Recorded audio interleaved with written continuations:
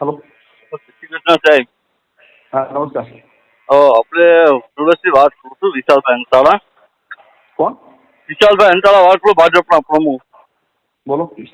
આપણે એમાં અશોકભાઈ જીવલા શીતળવાળા યા નહીં હમ બાંગોડિયા છે, અશોકભાઈ કલુભાઈ હમ એટલે કાંક ખલો ના ગયેલા પણ એના પપ્પા કાલ પાણી ઢોર છે ને વડીલ, આ બારામાં મને ફોન નહીં કરો.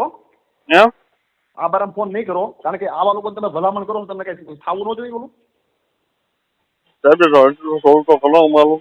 એમને આવા લોકોની ભલામણ કરો છો, તમને ઓલું થવું ન જોઈએ. જેને અમારી પ્રતિષ્ઠા પર ઘા કર્યો હોય અને એવા લોકોને આપણે ભલામણ કરી, આપણે છે અંદરથી ઓલું થવું જોઈએ.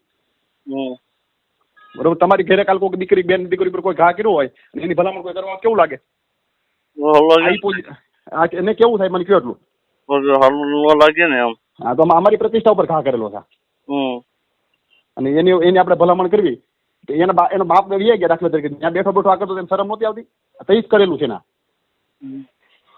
કયો મને. બીજો ધ્યાન રાખશે કીધું હું મેં અમને. ના ધ્યાન નહીં. મેં અગાઉ 4 વર્ષ પહેલા જેથી ફીટ થતો હતો ને 5 લાખ રૂપિયા ઉસાપત કરી હતી ને તેથી કૌશિક વેકરિયાને બસાવ્યો હતો.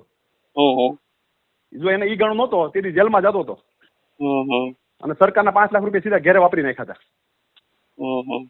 અને ઈ ગણ એને ન હોય, તમે કયો હું બીજી વાર ધ્યાન રાખે?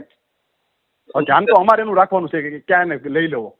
તમારું ધ્યાન રાખવું હું કહી દઉં અશોકભાઈ ને. ના ભાઈ, ના અમારે ન હોય, કોઈ વસ્તુ ન થાય. પોલીસ નું કામ કરે, કાયદાનું કામ કરે, એમાં અમારે માથું ન મરે.